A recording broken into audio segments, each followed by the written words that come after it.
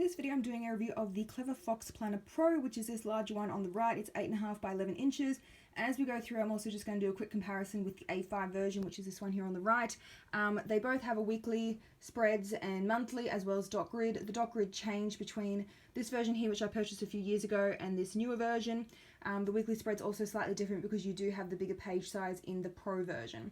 So I've got quite a few Clever Fox planners and notebooks. They also have a daily version and a dot grid notebook. And the reason I keep buying stuff from this brand is because they have lots of different cover colors to choose from. I went for this teal color here. As you saw, I've got pink. There's also blue, purple, orange, green, like pretty much any color that you want. One of the widest range of color covers to choose from, particularly for a sewn bound planner or notebook. The other reason is the paper. It's bright white paper and it's really good. It does not have much ghosting or bleed through at all. And also the inside pages are really functional in all of their stuff. So this one is undated, like most of their products. It lasts 1 year. This one is a soft cover. My other one, the A5 version, is actually a hard cover. It's pretty sturdy. This one here is very bendy, as you can see.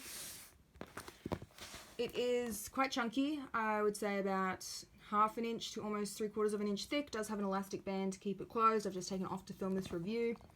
Let's have a look inside. There's that bright white paper I was talking about. So at the front here we have like a reflection section before you decide on your goals. One thing I'm noticing, because this is soft cover, it's starting to, as you can see, want to close on its own, which I would say is a con. It's alright once you get about part way through the book, but just at the front here it does want to close on its own because the cover's not heavy enough, particularly for the larger page size. Got some open-ended vision board pages. There's no lines or dot grid or anything on this. It's just blank paper. Then we go into the goal, like pre-planning, I would say, section. You've got what do you want to do, basically 1 year, 5 year, 10 year, and 20 years from now. Quite like that they've included these extra columns because most planners will just have it for the current year that you're planning. At least this one maps out a bit more, so you can decide actually if I want to do that 20 years from now, what do I need to be doing 1 year from now. There are 8 goal categories in here which should suit most people, these ones here. If there's one that does not apply to you, you could just use some whiteout and change it, so I'd probably add in a travel one in there somewhere. Here we've got some dot grid notes pages. Now, I purchased the weekly planner version a while ago, and the dot grid in that was not very good. I was not impressed with it. You can see here it was much closer together. It was only about 3 mil spacing and the dots were really dark grey. I don't like this because it doesn't blend like into the background after you've written. It's too busy, whereas this one here that they've now upgraded it to, it's a lot lighter dots and it's 5 mil spacing, so much prefer this dot grid. I believe in the newer editions of all of their products, the weekly, daily, etc., that they have changed the dot grid to suit this style. It's not as close together or dark grey dots anymore. So after this section at the front here, we have the 1 year goals, what you're working on when. The line spacing in this is huge. You could probably fit 2 rows of writing in here. Much bigger than most planners. So if you have big handwriting, this one might be a good planner for you. You can see we've got those, which tie back to the same categories we just saw. And then we start on the monthly spreads, which again are really big. I will measure each of these, like one of the boxes, and put the dimensions in the blog post, which will be linked down below. We've also got things I'll do to make this month great. So some things to like focus on and not focus on. Some lined writing space down here for monthly goals. And a nice big lined sidebar as well. Undated, so you can put the dates in and start it for whatever month that you want. It does start on a Sunday, but if you wanted to, you could change that to start on a Saturday, because undated, just get some days of the week stickers and stick them over the top to cover that up. And we have a monthly review. So this is another reason why I like the Clever Fox planners. Not all of them include a monthly review. This one is quite detailed and there is tons of lined writing space to put all of your answers in there. Really like this wheel where you can color in, you know, did you focus too much on this and not enough on this? So I really like the visual with the little wheel, and it also looks really good if you use rainbow colors. Looks really pretty. We've got more monthly review questions. Scale of 1 to 10. I do like this question here, but I think it could have been a bit smaller and maybe fit in another question or some more lined writing space. This does chew up a fair bit of room. And how will you improve for the next month? So after that monthly review, the next month starts again, and that continues until you get to 3 months. So then you've got also a quarterly review. This one here, like a quarterly goal planning really. 3-month goals, your goal, why do you want it, and your reward if it's achieved. Big boxes to write in. A mind map, this one has dot grid writing space this time. And then we start the months again. So that continues the whole way through for 12 months. Planner lasts 12 months. And I'll just show you how much room that takes up in the planner versus the rest of it, just so you can see. Again with the mind map going, oops, just about there. I don't really like big page sizes like this. I think if they came out with one that was in between like 7x9, which most planners seem to be these days, I think that would be ticking all the boxes for me. This is just a bit too big and clunky for my liking.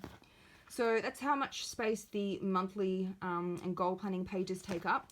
Then we go into the weekly spreads. I do like that they're all clustered together so you can easily use those 3 ribbon bookmarks to mark your place. Okay, so this is the weekly spread you get in the Pro. You've got all the days of the week on the left page here. So we've got all the way down to Sunday with an equal amount of space for each day. And then on the right for each box, you've got today's goal and your priorities. Love a top 3, always do a top 3. So I really like that they've already built that in there for you.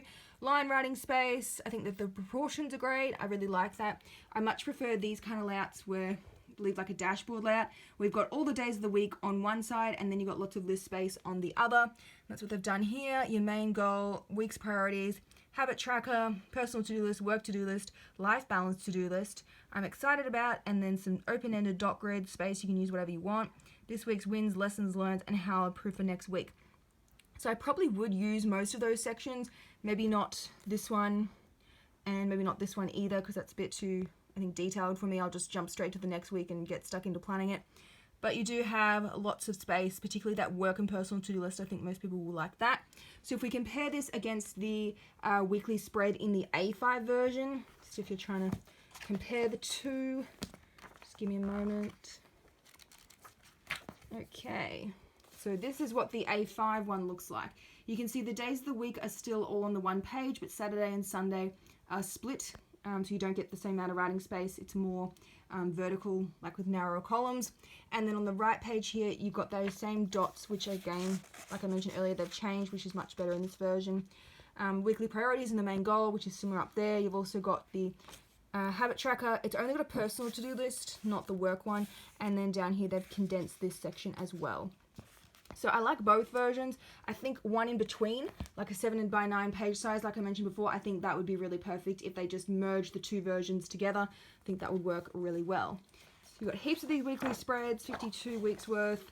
Now I know it starts on a Monday, but like I mentioned earlier with the monthly calendar, if that really annoyed you and you wanted to start on Sunday, because these are all equal spacing, like equal amount of planning space for each day, you could just get some days of the week stickers and change it so that, you know, Sunday starts up there.